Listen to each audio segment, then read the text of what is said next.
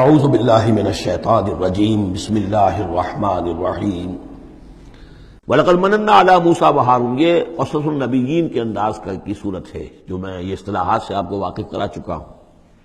وَلَقَدْ مَنَنَّا عَلَى مُوسَىٰ وَهَارُونَ، اور اسی طرح ہم نے موسیٰ اور ہارون پر بھی احسان فرمایا۔ وَنَجَّيْنَاهُمَا وَقَوْمَهُمَا مِنَ الْكَرْبِ الْعَظِيمِ، اور ہم نے انہیں دونوں کو اور ان کی قوم کو کرب عظیم، اس بڑی کرب سے اور بڑے غم اور اردو سے نجات دلائی، نجات دی۔ وَنَصَرْنَاهُمْ فَكَانُوا هُمُ الْغَالِبِينَ، اور ہم نے ان کی مدد کی پھر وہی غالب ہوئے، یعنی ان کے سامنے ان کا دشمن جو ہے غرق ہوا۔ وَآتَيْنَاهُمُ الْكِتَابَ الْمُسْتَبِينَ، اور ہم نے ان دونوں کو وہ کتاب دی یعنی تورات کے جو بہت ہی واضح ہے، ہر چیز کو واضح کرنے والی۔ وَهَدَيْنَاهُمَ الصِّرَاطَ الْمُسْتَقِيمَ، اور ہم نے دونوں کو راستہ دکھایا، سیدھا راستہ صراط مستقیم کی ہدایت دی۔ وَتَرَكْنَا عَلَيْهِمَا فِي الْآخِرِينَ، اور اسی پر ہم نے باقی رکھا انہی کی ملت پر پچھلوں میں بھی۔ سلام علی موسیٰ و ہارون، سلام موسیٰ پر بھی اور ہارون پر بھی۔ انا کذالک نجزی المحسنین انہما من عبادنا المؤمنین وان الیاس لمن المرسلین، اور یقیناً الیاس بھی ہمارے رسولوں میں سے تھے، یہ حضرت ہارون کی نسل میں سے تھے۔ اور بال بک ایک شہر ہے بال کا، بک اصل میں پرانی عبرانی زبان میں شہر کو کہتے تھے، بکہ، تو یہ بکہ جو تھا یہ بک، تو بال بک، بک کا شہر۔ تو یہ تو یوں سمجھیے کہ اللہ کا گھر، اللہ کا شہر، اور یہ ایک بال کا بھی ایک شہر تھا۔ بال ان کا بہت بڑا معبود تھا اور وہ سانڈ کی شکل میں اس کا بت بنتا تھا۔ وَإِنَّ إِلْيَاسَ لَمِنَ الْمُرْسَلِينَ إِذْ قَالَ لِقَوْمِهِ أَلَا تَتَّقُونَ، جبکہ انہوں نے اپنی قوم سے یہ کہا کہ تم تقوی اختیار نہیں کرتے، ڈرتے نہیں ہو۔ أَتَدْعُونَ بَالًا، تم پکارتے ہو بال کو، وَتَذَرُونَ أَحْسَنَ الْخَالِقِينَ، اور جو بہترین خالق ہے اس کو تم نے چھوڑ دیا ہے۔ اللہ ربکم، جو اللہ ہے تمہارا رب ہے، ورب آبائکم الاولین، اور تمہارے جو پچھلے آباء و اجداد تھے ان سب کا رب ہے۔ فکذبوہ فانہم لمحضرون، تو انہوں نے اس کو جھٹلا دیا اور تو وہ سب کے سب جو ہیں وہ پکڑے ہوئے آئیں گے قیامت کے دن، گرفتار ہو کر حاضر کر دیے جائیں گے، محضر ہوں گے۔ الا عباد اللہ المخلصین، سوائے ان میں سے ان اللہ کے نیک بندوں کے کہ جن کو اللہ نے اپنے لیے خالص کر لیا تھا۔ وَتَرَكْنَا عَلَيْهِ فِي الْآخِرِينَ، اور ہم نے اسی پر پھر باقی رکھا پچھلوں میں بھی اسی ملت، اسی طریقے کا ایک تسلسل چلا آ رہا ہے۔ إِنَّ هَٰذِهِ أُمَّتُكُمْ أُمَّةٌ وَاحِدَةٌ، یہ بات دو مرتبہ یہ آیت آ چکی ہے۔ سلام علی الیاسین انا کذالک نجزی المحسنین انہ من عبادنا المؤمنین۔ اب یہ جو بار بار آ رہی ہیں آیتیں، میں ان کا ترجمہ نہیں کر رہا ہوں، اور بہت سادہ بھی ہیں کہ جن کے ترجمے کی ضرورت نہیں ہے۔ وَإِنَّ لُوطًا لَمِنَ الْمُرْسَلِينَ، اور یقیناً لوط بھی رسولوں میں سے تھے۔ إِذْ نَجَّيْنَاهُ وَأَهْلَهُ أَجْمَعِينَ، جبکہ ہم نے اسے بھی نجات دی اور ان کے گھر والوں کو بھی، سب کو۔ اصل میں اس کے سب کی تفصیل قرآن مجید سے تو ایسے معلوم ہوتا ہے کہ خاصا بڑا خاندان ہوگا، خاصا بڑا گھرانہ ہوگا، جن میں سے صرف ایک جو ہے عورت، ان کی بیوی جو تھی وہ رہ گئی پیچھے۔ تورات سے یہ معلوم ہوتا ہے کہ ان کی صرف 2 بیٹیاں تھیں اور کوئی خاندان نہیں تھا، بس وہ اپنی 2 بیٹیوں کو لے کر نکلے ہیں، واللہ عالم۔ قرآن کے بیان سے اندازہ جو ہوتا اہل، تو معلوم ہوتا کہ خاندان جو ہے وہ کسی سائزیبل ہوگا، واللہ عالم۔ الا عجوزا فی الغابرین، سوائے ایک بڑھیا کے جو پیچھے رہنے والوں میں تھی۔ ثم دمرنا الاخرین، پھر ہم نے جڑ سے اکھاڑ کر پٹک دیا پچھلوں کو، باقیوں کو۔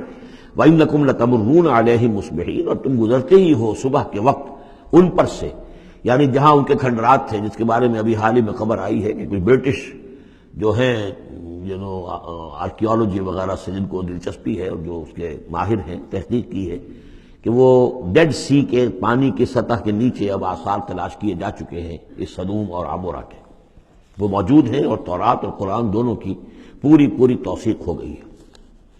انشاءاللہ اب یہ ساری اب حضرت نوح علیہ السلام کی کشتی بھی، وہ بھی لوگوں کی نگاہوں کے سامنے آ جائے گی، اس لیے کہ قرآن کے انداز سے یہ معلوم ہوتا ہے کہ ایک وقت میں وہ بھی ایک بڑی آیت کی حیثیت سے ظاہر ہوگی، اور یہ کہ یہ ساری چیزیں جو لوگوں کے سامنے ایک ثبوت کے طور پر آتی چلی جائیں گی۔ یہ ساری تاریخ جو قرآن بیان کر رہا ہے اور تورات نے بیان کی، صحیح ہے۔ وَإِنَّكُمْ لَتَمُرُّونَ، تم گزرتے ہو، جب تمہارے قافلے جاتے ہیں تو وہاں سے گزر کر جاتے ہو، تم صبح کے وقت بھی اور باللیل، کبھی رات کے وقت بھی۔ افلا تعقلون، تو کیا تم عقل سے کام نہیں لیتے؟ وَإِنَّ يُونُسَ لَمِنَ الْمُرْسَلِينَ، اور یونس بھی اسی طرح اللہ کے رسولوں میں سے تھے۔ إِذْ أَبَقَ إِلَى الْفُلْكِ الْمَشْحُونِ، جبکہ وہ بھاگ کر پہنچا اس کشتی میں کہ جو پہلے ہی سے لدی ہوئی تھی، اس کو چونکہ اپنی قوم کو چھوڑ کر غصے میں بھرے ہوئے، ذهب مغاضبا، یہ ہم پڑھ چکے ہیں، یعنی اپنے قوم کے انکار اور کفر کی وجہ سے اتنا انہیں طیش آیا، اتنا غصہ ہوا، غضبناک ہو کر، بس یہ غلطی ہوئی کہ انہیں انتظار کرنا چاہیے تھا کہ اللہ تعالیٰ کی طرف سے انہیں ایکسپریس پرمیشن ملے واضح کہ اب ہاں تم اپنی قوم کو چھوڑ کر چلے جاؤ. اس کے بغیر رسول اپنی جگہ نہیں چھوڑ سکتا.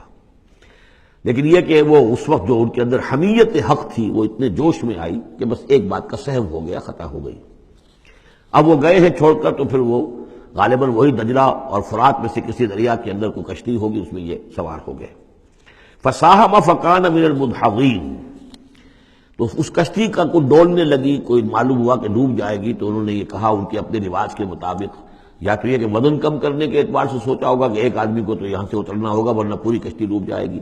روایات میں یہ بھی آتا ہے کہ انہوں نے سمجھا کہ کوئی غلام بھاگا ہوا آیا ہے اور اس کی وجہ سے ہماری یہ کشتی جو ہے یہ اب یہ ڈوبنے کے قریب آ گئی ہے. تو پھر اس قرآن اندازی کی کہ کون ہے وہ، اور قرآن اندازی میں نام حضرت یونس کا نکلا، تو انہوں نے اٹھا کے انہیں اور وہ دریا میں پھینک دیا. فساہما، انہوں نے قرآ ڈالا، فکان من المدحضین، تو وہی ہوا جسے دھکیل دیا گیا دریا کے اندر. فالتقمہ الحوت، تو اسے نگل لیا مچھلی نے، کوئی ویل ہوگی بڑی مچھلی، اور آج کل تو آپ کو معلوم ہے جس سائز کی ہوتی ہے. وہو ملیم، اور وہ ملامت زدہ تھے اللہ کی طرف سے. اب ظاہر بات ہے کہ جو بھی خطا ہو جاتی ہے اور جتنی بڑی شخصیت ہوتی ہے اس کے بارے میں ان کی چھوٹی سی خطا کے اوپر بھی اللہ کا جو اظہار ہوتا ہے ناراضگی کا وہ بہت سخت ہوتا ہے.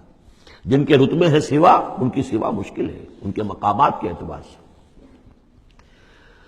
فلولا انہ کان من المسبحین، تو اگر نہ ہوتے وہ تسبیح کرنے والوں میں سے، لا الہ الا انت سبحانک انی کنت من الظالمین، وہ ہم پڑھ چکے ہیں آیت کریمہ. اس کا انہوں نے اس کشتی اس مچھلی کا معاملہ اللہ نے ایسا خاص بھی رکھا ہوگا کہ کوئی اور ان کو جو ہے وہ ابھی ان کی موت وہاں واقع نہیں ہوئی اس کے اندر گھٹن کی وجہ سے. اللہ کے اختیار میں سب کچھ ہے، اور وہ وہاں زندہ بھی رہے اور تسبیح کرتے رہے. فلبث فی بطنہ الی یوم یبعثون، للبث، تو وہ رہتا اگر وہ نہ ہوتا مسبحین میں سے، تسبیح نہ کرتا، یہ آیت کریمہ کا ورد وہاں نہ انہوں نے کیا ہوتا، تو یہ کہ وہ پھر رہتا اسی کشتی اسی مچھلی کے پیٹ میں یوم یبعثون، قیامت تک، وہیں سے ان کا بعث بعد الموت ہوتا.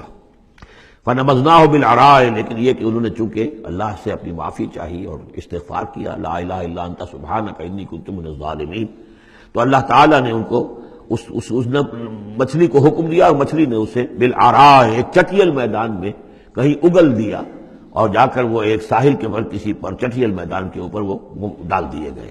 وہو سقیم، حالت ان کی خستہ تھی. مچھلی کے پیٹ میں رہے ہیں تو کوئی ڈائجسٹو جوسز وغیرہ نے آخر کھال وال کو جو کچھ کیا ہوگا، بہت خستہ حالت کے اندر وہ مچھلی نے اگل دیا. اب وہ چٹیل میدان پر پڑے ہیں. اب یہ جو ہے فَأَنبَتْنَا عَلَيْهِ شَجَرَةً مِّن يَقْطِين، تو ہم نے اس پر ایک یقطین کا درخت اگا دیا. اس کی مجھے اس سے پہلے کئی تفاسیر میں تو نہیں ملی ہے بات، لیکن ہمارے ہاں ایک صاحب یہی کراچی میں ان کا انتقال ہوا 3 سال پہلے، احمد الدین مارہروی، یہ محکمہ تعلیم سے متعلق تھے، اللہ تعالیٰ ان پر اپنی رحمت نازل فرمائے. تو وہ محکمہ تعلیم میں کبھی رہے ہیں مکران کے علاقے میں، تو ان کا وہاں ایک بیل ہوتی، اگین کہتے ہیں، اگین، یہ یعنی بلوچوں کے ہاں اور مکرانیوں کے ہاں اس کا نام اگین ہے.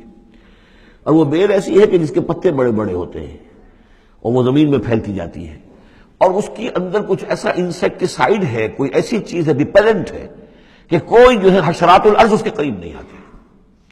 تو اللہ تعالیٰ نے وہ اگین کا درخت جو ہے، یقطین جو ہے، اب وہ قاف گاف بنتا ہے، وہ تو آپ کو معلوم ہے پورے سعودی عرب میں بھی قاف جو ہے قم کو وہ گم ہی کہتے ہیں، تو یقطین سے یقین سے اگین وہ بن گیا ہوگا. تو وہ اب بھی موجود ہے، وہ پودا وہ ایک بیل کی طرح پھیلتا ہے، اور اس کا جو ہے جیسے ہمارے یہاں گھیا ہوتا ہے، گول گھیا، اس قسم کا اس کا پھل ہوتا ہے، بہت میٹھا، وہ اس میں لگتا ہے. تو اللہ تعالیٰ نے ان کے لیے گویا کہ انتظام کر دیا کہ یہ یہاں پڑے ہیں تو ان کے زخم وغیرہ ٹھیک ہوں، کھال صحیح ہو، لہذا ان کے اوپر کوئی جو ہے حشرات الارض ان کے اوپر حملہ آور نہ ہو جائیں، کوئی بیکٹیریا نہ آ جائیں. تو وہ چیز ریپیلنٹ جو ہے وہ اس کے اندر موجود تھی اگین کے اندر. وَأَنبَتْنَا عَلَيْهِ شَجَرَةً مِّن يَقْطِين، ہم نے یقطین کی ایک بیل اس کے اوپر اگا دی. اب اس کا سایہ بھی ہو گیا، دھوپ سے بھی بچت ہو گئی، اور وہاں پڑے پڑے ہی وہ جو پھل جو ہوگا اس کا کہ جو اندر مٹھاس بھی تھی اور غذا بھی دے رہی ہے، تو وہاں سے ان کو وہ پھل بھی اللہ نے دے دیا. وَأَرْسَلْنَاهُ إِلَىٰ مِائَةِ أَلْفٍ أَوْ يَزِيدُونَ، پھر ہم نے انہیں ٹھیک کر کے یعنی صحت یاب کر کے پھر ہم نے انہیں بھیج دیا 1,00,000 انسانوں کی طرف. آیا یہ اپنی ہی قوم کی طرف واپس آئے ہیں یا کسی اور قوم کی طرف بھیجے گئے، یہ یقین کے ساتھ معلوم نہیں ہے، لیکن یہ کہ پھر انہیں، اور غالباً یہی ہے اغلب کہ اپنی ہی قوم کے پاس واپس آ گئے، جن کا کہ عذاب ٹل گیا تھا. حالانکہ عذاب کے آثار شروع ہو چکے تھے، لیکن سورہ یونس میں ہم پڑھ چکے ہیں ایک ہی یہ واقعہ ہوا ہے تاریخ میں کہ عذاب کے آثار شروع ہونے کے بعد کوئی قوم توبہ کرے اور اس کی توبہ قبول ہو جائے، اور یہ کہ عذاب الہی ٹل جائے۔ فارسلناہ الی مئۃ الف او یزیدون، تو ہم نے 1,00,000 کے آدمی یا ان سے بھی کچھ زیادہ کی طرف انہیں بھیجا، فآمنوا فمتعناہم الی حین، تو وہ ایمان لے آئے اور ہم نے پھر انہیں دنیا کا سامان متاع دنیاوی عطا کیا ایک خاص وقت تک کے لیے، یعنی فریش لیز آف ایگزسٹنس، ایک نئی ان کو مہلت دے دی بقا کی۔ صدق اللہ العظیم۔